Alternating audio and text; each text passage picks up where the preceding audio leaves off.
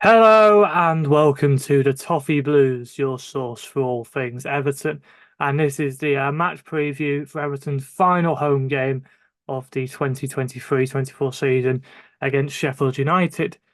And it's nice to be going into a final home game in the season without any sort of stress whatsoever. And, the only real things we're concerned about are the takeover situation still going on in the background somehow that started all the way back in September, right near the start of the season, and getting right towards the end of it now somehow still hasn't been resolved. So we've got that hanging over our heads, and then also like potential final home matches, the likes of Anana, Bramford, even Seamus Coleman, like where there's still uncertainty over his future. And there's been that concern over the last few years about players like Jagielka and Osman and Hibbert have like spoken out about not leaving on quite the right terms. And I think potentially above all of them, Seamus Coleman deserves such a proper send off. And there's talks about like organising a testimonial for him in the summer or opening the new stadium with him or whatever. But you can have multiple special days, but this one right now that it'd be nice for it to be cleared up the situation by now. But like I say, it's Wednesday as I'm recording this. Not entirely sure if anything's going to be announced before then and whether or not we're going to know the situation. And then similarly, the likes of Anana and Bramthwaite, hopefully they're the main two. Hopefully there's no one else that, big that's going to be going, that might be going this summer.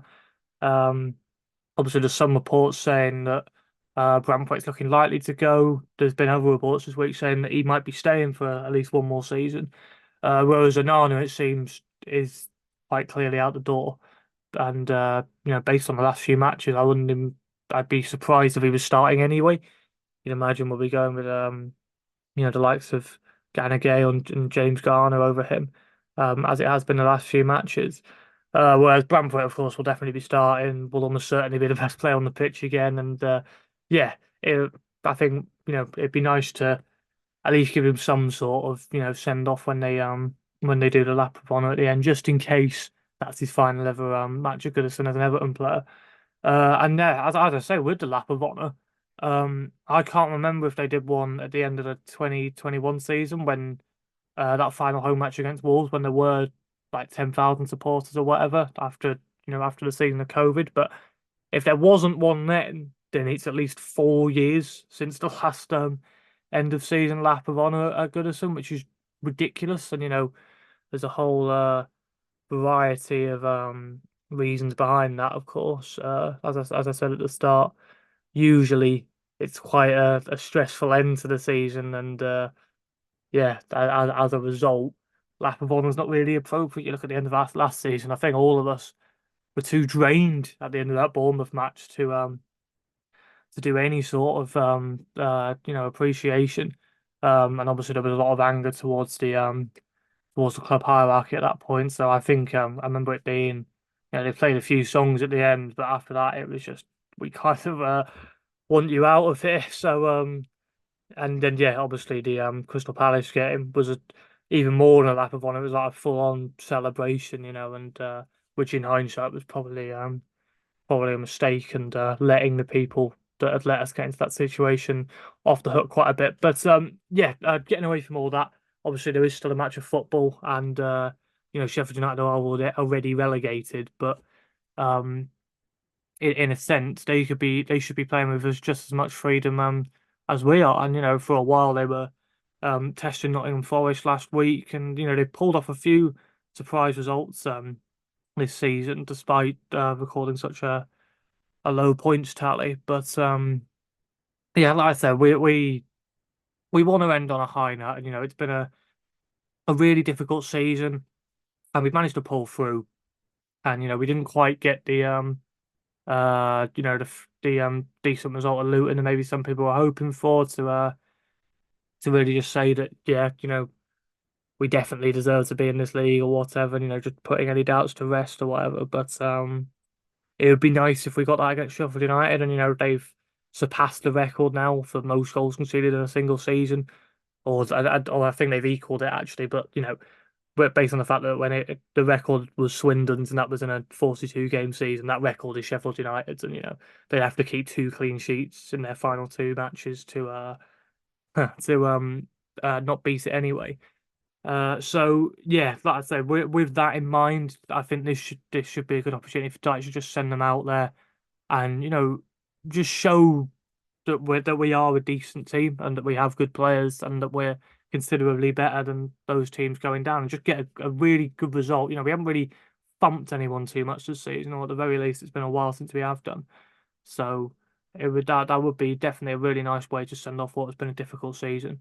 And of course, it's also got to be considered this is going to be the last like final home game of the season that doesn't have that tinge of sadness, because I think for a lot of people at the end of this game against Sheffield United, the final Goodison match of the season, I think a lot of people are going to be starting to think towards next season. And the season tickets were announced earlier this week about who's going to be getting a season ticket at the final in the final season at Goodison Park, and obviously there weren't a lot of people giving it up, so I doubt there were many new people getting on there. But yeah, like I say, I think for that's going to be in the back of minds for a lot of people that this is the penultimate season at Goodison Park, done and dusted as of Saturday.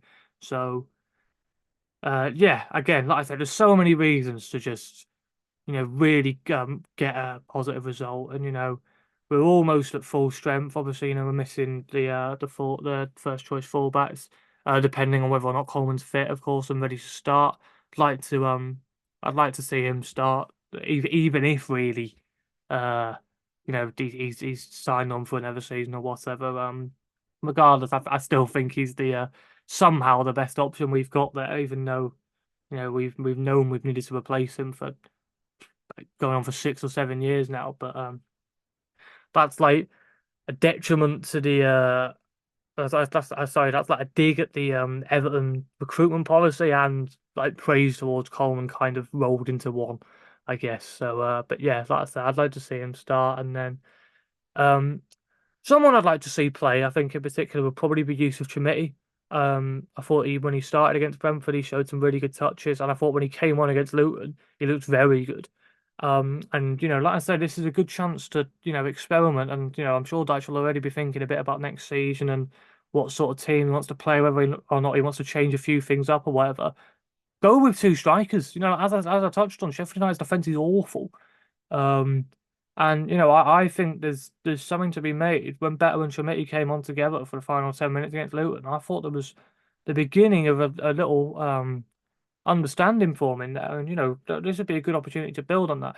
Probably be harsh on Calvert-Lewin to drop him. Another goal for him on Friday, of course, a penalty, but they all count. And like I say, these sort of opportunities weren't falling for him a few months ago. So as I say, it all counts. And yeah, like I say, it would be a bit of disappointment to not see him start, but we don't want to aggravate any injury he might have had. He started against Luton and did fine or whatever, but there might be still something in the background. And we're in a position now where we can err on the side of caution. So yeah, like I say, obviously it's quite hard to you know there's only so many points you can have about a game where towards the end where there's nothing to really play for either side. But as I've said, really, that's it. There's a lot of reasons to want us to get a good result, and I do think we will. I have the feeling maybe a 2-0, another 2-0, like the Forest to Liverpool results, and a really strong end at Goodison to the season would be lovely. And then we can go and get thumped by Arsenal on the final day again, because whether or not they're still in the title race by that point, I think that drubbing is going to be inevitable. So yeah, like I said, this will be the positive end to the season, and then we can just kind of ignore the Arsenal thing on the final day, I guess. And yeah, fingers crossed. But yeah, I guess that basically sums this one up. Please leave a like if you enjoyed. Comment below, give me your thoughts looking ahead to the game, your predictions, who you'd want to start, all of that. And subscribe to the Toffee Blues channel for more Everton content. And we will see you in the next video. Cheers.